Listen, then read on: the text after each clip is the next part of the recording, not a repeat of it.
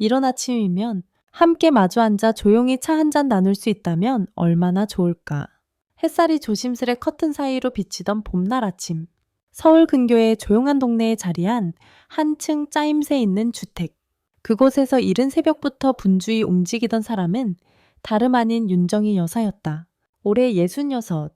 은퇴 후 자녀들은 모두 출가하고 남편과 단둘이 사는 평범한 노부인이었다. 정희 여사는 옷장을 열어 조심스레 스카프를 고르고 향수를 살짝 뿌렸다. 오늘은 매주 토요일마다 모이는 친구들과의 아침 커피 약속이 있는 날이다. 한 손에 작은 가방을 들고 부엌으로 향해 커피를 내리며 가볍게 콧노래를 흥얼거리던 찰나. 거실에서 무뚝뚝한 목소리가 날라왔다. 또 나가냐? 신문을 내려놓지도 않고 말을 던지는 이는 남편 박기철 씨였다. 올해 일은 한 예전엔 카리스마 넘치던 회사 간부였지만 지금은 대부분의 시간을 집에서 보내는 노년의 남편. 정희 여사는 순간 멈칫했지만 곧 부드러운 미소로 답했다. 오늘은 친구들이랑 약속했어. 커피 한 잔 마시고 수다 좀 떨어야지. 기철 씨는 신문을 탁 내려놓으며 정색했다. 요즘 당신은 수다 떠는 게 일이더라. 카페, 미용실, 시장, 산책 하루 종일 밖에 있는 거 아냐? 정희 여사는 짧게 한숨을 내쉬었다. 이 대화, 오늘만 몇 번째인지? 그녀는 조용히 반박했다. 내가 놀기만 하나. 아침, 점심, 저녁 밥 차리고 청소하고 손주들까지 돌보는데 그거면 충분하지 않아? 기철 씨는 눈을 찌푸렸다. 예전엔 안 그랬잖아. 요즘 당신은 너무 변했어. 친구들이 더 중요해진 거지? 그 말에 정희 여사는 씁쓸하게 웃으며 말했다. 예전엔 애 키우고 일하느라 바빴으니까. 지금은 좀 내 시간을 갖고 싶을 뿐이야. 나라고 늙는 게 좋은 줄 알아. 그럼 나도 좀 챙기지 그랬어. 난 하루 종일 집에 있는데 당신은 나 몰라라 하고 밖으로만 나가잖아. 난 집에서 혼자야. 기철 씨의 목소리엔 짙은 서운함이 배어 있었다. 그 말에 정희 여사의 미간도 살짝 구겨졌다. 기철 씨도 친구들이랑 바둑 두러 나가면 되잖아. 왜 혼자만 갇혀 있어요? 이 나이에 뭘 하라고? 기철 씨의 목소리는 점점 더 작아졌고 정희 여사는 더 이상 말을 잇지 않았다. 커피가 다 내려졌다. 향기로운 아침임에도 불구하고 마음은 무겁기만 했다. 가방을 들고 문을 나서며 정희 여사는 혼잣말처럼 중얼거렸다. 오늘 커피 맛도 안 나겠네. 서울 성북구 어느 조용한 골목. 골목 끝에 자리한 작은 카페. 간판은 오래되었지만 지만 내부는 아늑했고 창가 자리엔 언제나 햇살이 머물렀다. 그곳은 정희 여사와 그녀의 오랜 친구들 수경, 명자, 그리고 화순이 매주 토요일마다 만나는 단골 카페였다. 정희가 문을 열고 들어서자 새 친구가 먼저 와서 앉아 있었다. 수경이 가장 먼저 눈치를 챘다. 어머, 윤 여사. 얼굴이 왜 그래? 커피 마시러 온 거 맞아? 벌써 한 모금 우울이네. 정희는 작게 웃으며 자리에 앉았다. 기철 씨랑 또 아침부터 실랑이 좀 했어. 화순이 고개를 절레절레 저으며 말했다. 또요? 무슨 얘기길래 매주 같은 일이 반복되는 거야? 정희는 커피를 주문하고 나서 천천히 말문을 열었다. 그이는 내가 밖에 놔두는 걸 못마땅해. 커피 마시러 나간다고 해도 꼭 놀러만 다닌다고 해? 나도 하루쯤 숨 좀 쉬면 안 되나? 명자가 팔짱을 끼며 고개를 끄덕였다. 우리 집 영감도 그래. 자기는 골프 치고 친구들이랑 술 마시면서 내가 미용실 좀 간다 하면 난리야. 남자들 왜 이리 내로남불이야? 수경이 진지하게 말했다. 그 사람들 사실은 질투하는 거야. 우리가 친구들이랑 잘 지내고 웃고 떠드는 게 부러운 거지. 외롭다고 느끼니까 괜히 트집 잡는 거야. 화순이 덧붙였다. 뒤에 덧붙였다. 맞아. 그 나이쯤 되면 남자들이 더 민감해져. 몸도 예전 같지 않고 사회적 역할도 줄어들고 그러다 보니 나는 더 이상 필요 없는 존재인가. 너 씹은 거지.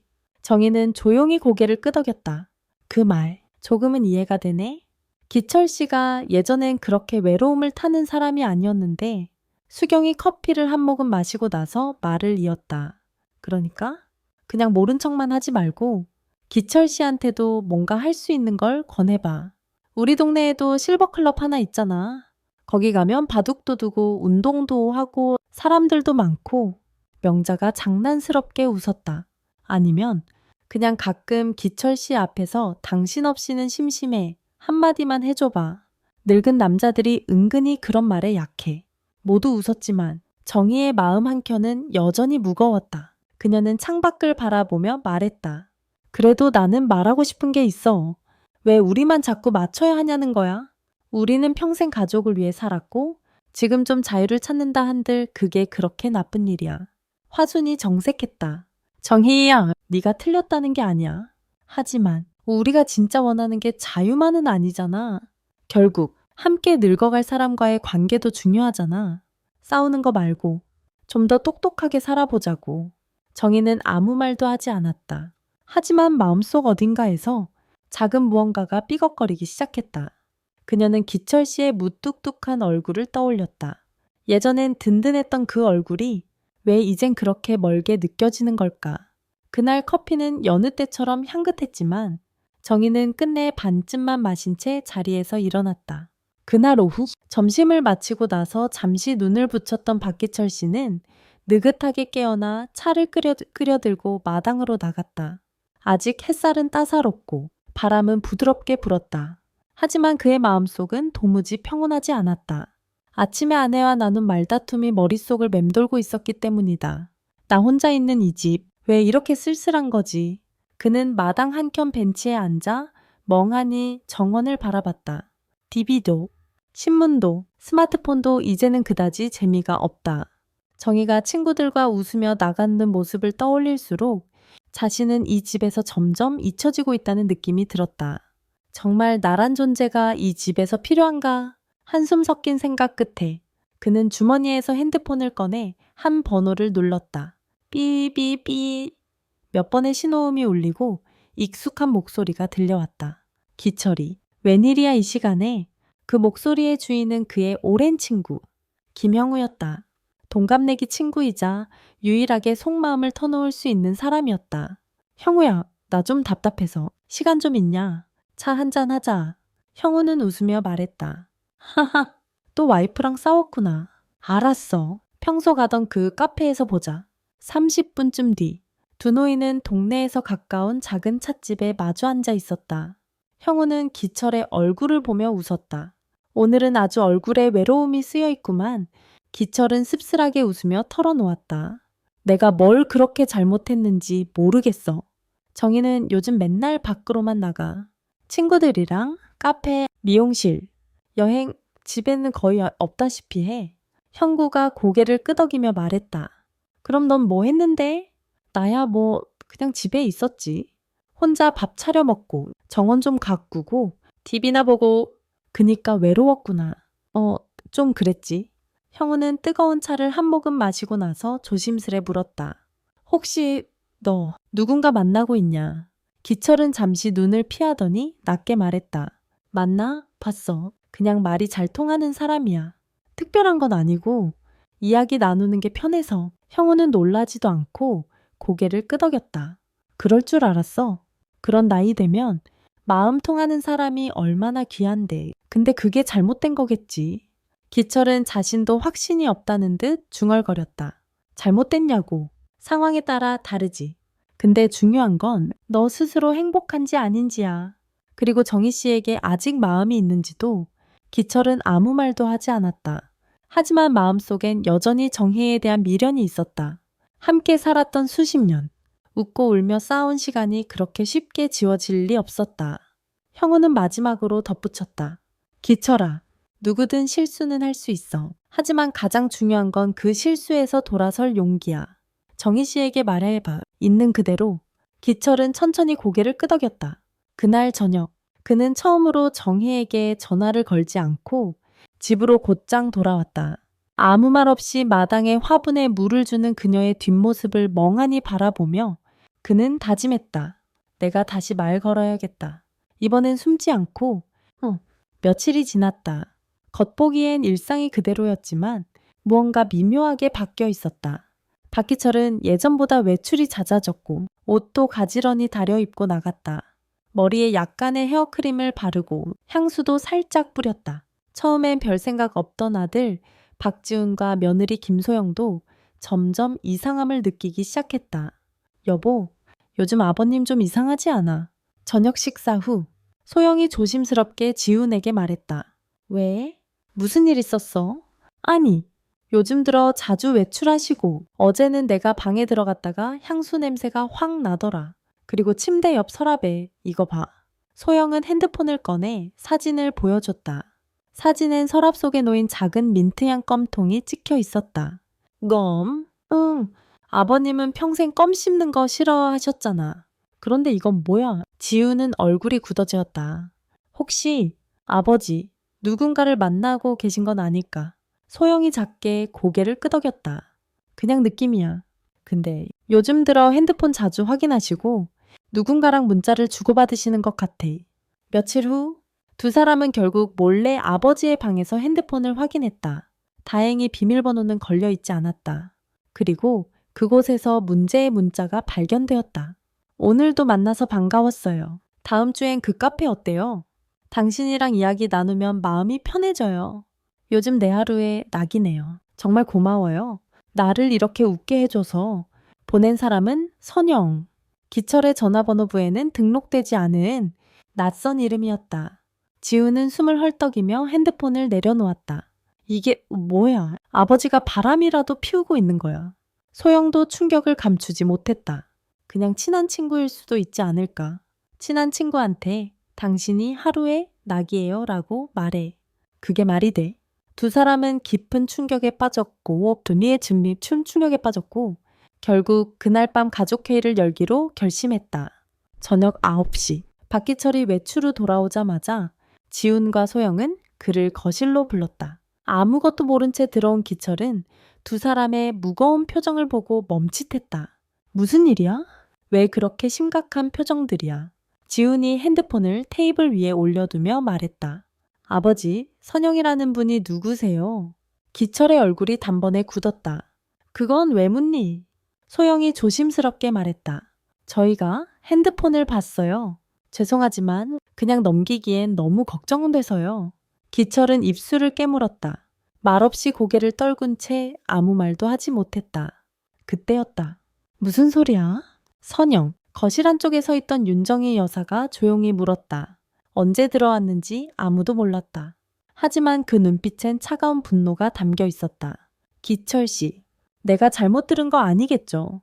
선영이 누구예요? 그날 집안엔 무거운 침묵이 흘렀다.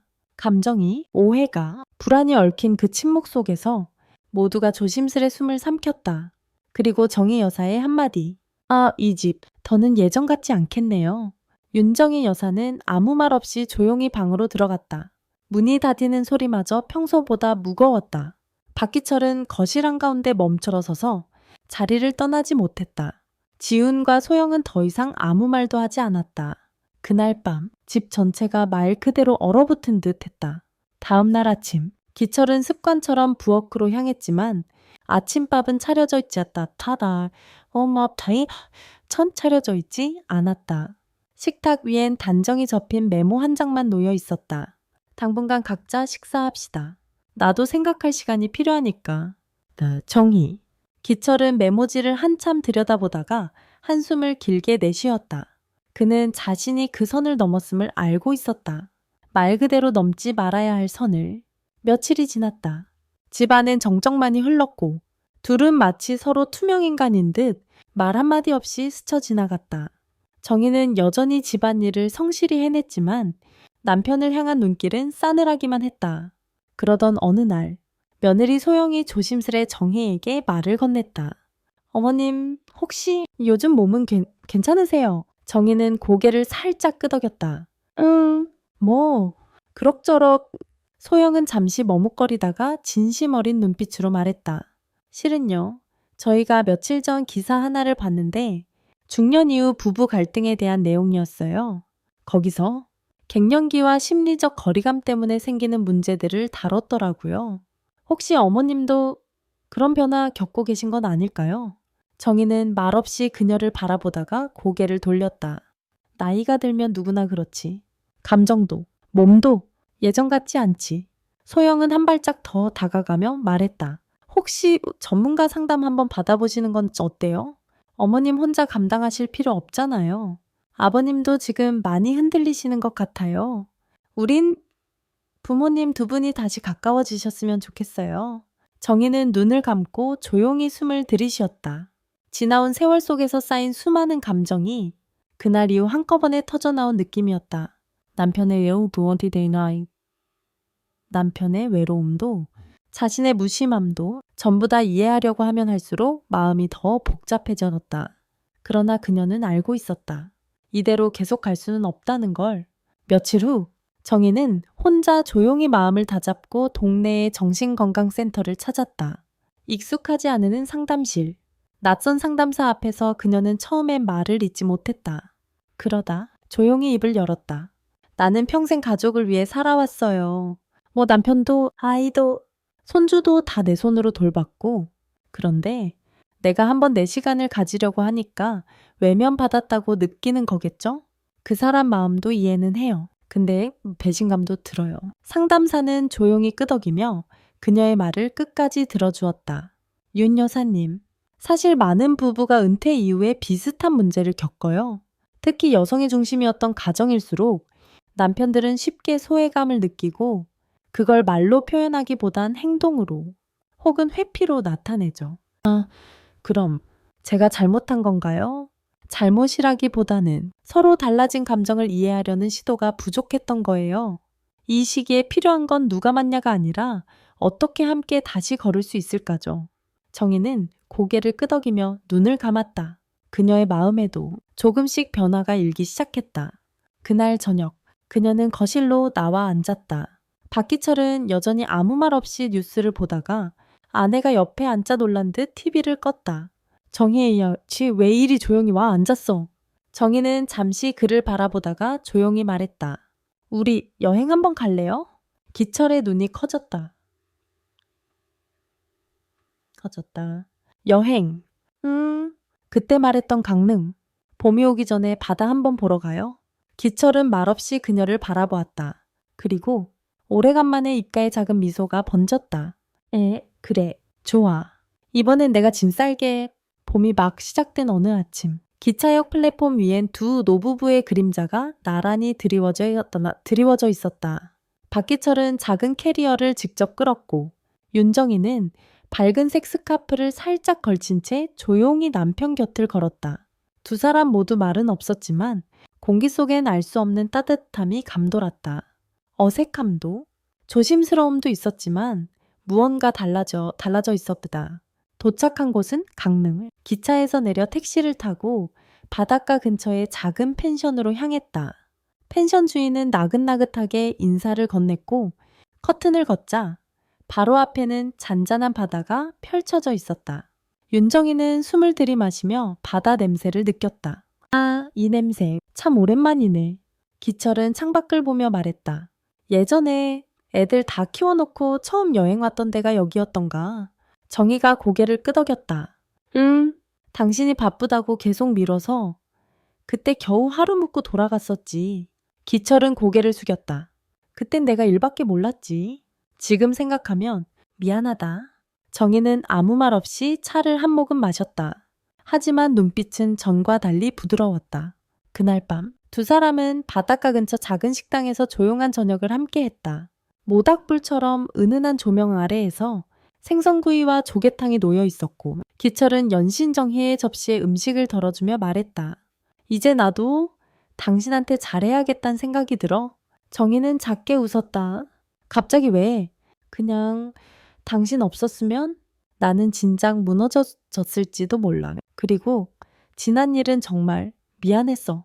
마음이 흔들린 건 맞지만 당신만큼 날 오래 봐준 사람은 없더라.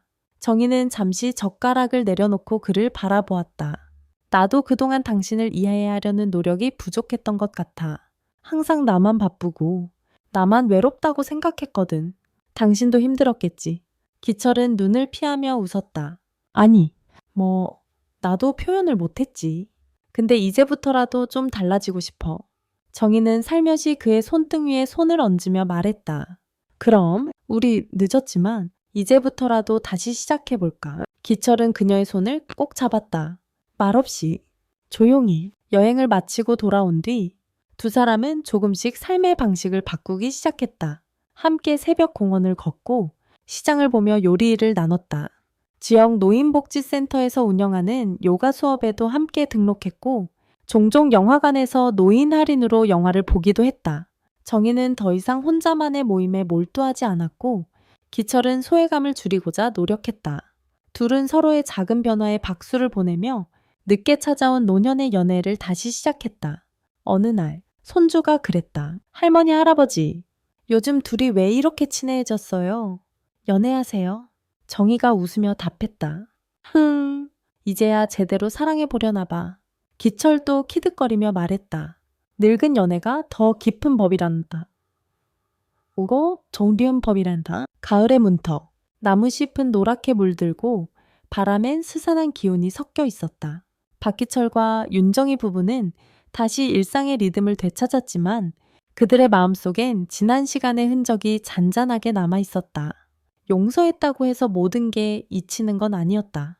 하지만 두 사람은 그 상처 위에 천천히 신뢰라는 새살을 덧대고 있었다. 어느 날 오후, 동네 문화센터에서 노년기 커플을 위한 특별 강연이 열린다는 소식을 듣고 정희가 먼저 나섰다. 우리 한번 가보지 않을래요? 부부들을 위한 소통 특강이래요. 커플 인터뷰도 있다고 하던데 기철은 살짝 당황한 얼굴로 고개를 돌렸다. 거기까지 가서 우리 얘기를 한다고. 창피한 게 아니라 남들한테도 도움이 될 수 있잖아요. 우리가 겪은 일, 다들 한 번쯤 겪을 수 있는 일이잖아. 기철은 조금 망설였지만 정희의 진심 어린 눈빛에 결국 고개를 끄덕였다. 강연 당일, 커다란 강당 안은 다양한 연령대의 부부들로 가득했다. 강연이 끝난 후 정희와 기철은 경험 공유 인터뷰에 자원했다.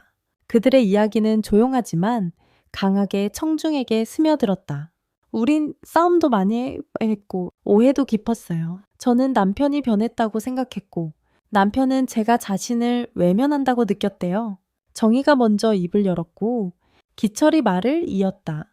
사실 외로움이 제일 무서웠어요. 말 못하는 외로움이 사람을 서서히 무너뜨리더군요.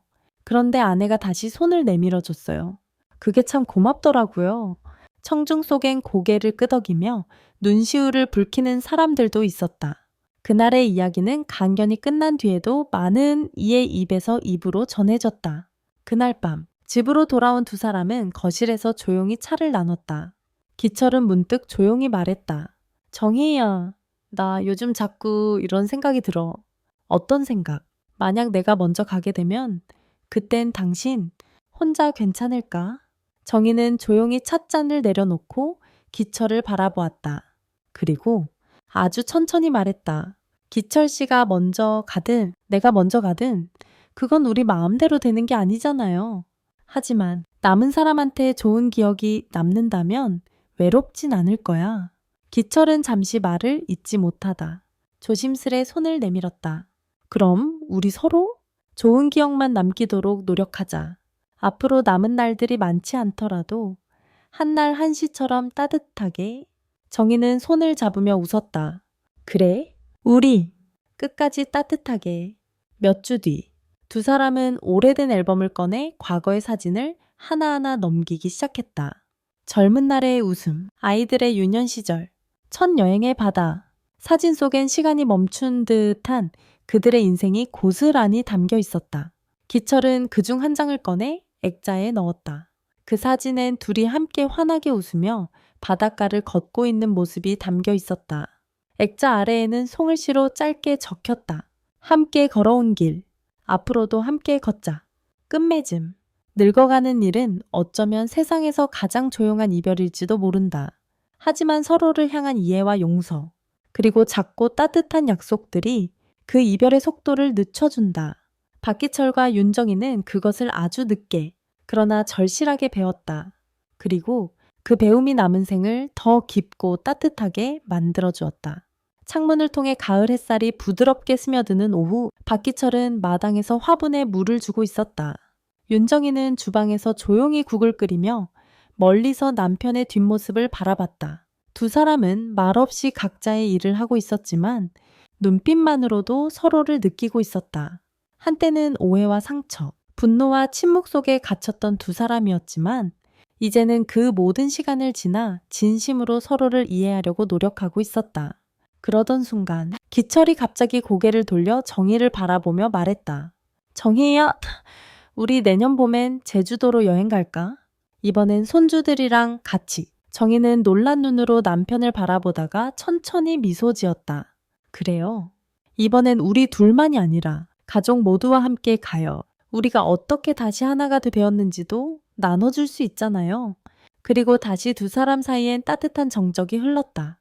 그날 오후 작은 것이라는 조용하지만 단단한 약속이 하나 더 쌓였다. 아직 끝나지 않은 어쩌면 이제 막 다시 시작된 또 다른 이야기의 문이 열리고 있었다. 여러분, 오늘 이야기 어떠셨나요? 늙어가는 것이 끝이 아니라 때로는 사랑을 다시 배우는 시작이 될 수도 있다는 사실. 우리 모두의 삶에도 그런 순간이 찾아오기를 소망합니다. 이야기가 공감되셨다면 영상에 좋아요 한번 눌러주시고 채널 구독도 꼭 부탁드릴게요. 그리고 여러분의 생각이나 경험도 댓글로 남겨주세요. 여러분의 이야기가 또 다른 사람에게 위로가 될 수 있으니까요. 그리고 이 부부의 다음 이야기가 궁금하시다면 꼭 구독해 주시고 알림 설정도 잊지 마세요. 다음 편에서는 새로운 갈등과 또 다른 선택이 기다리고 있습니다. 그럼 우리 다음 이야기에서 또 만나요. 감사합니다.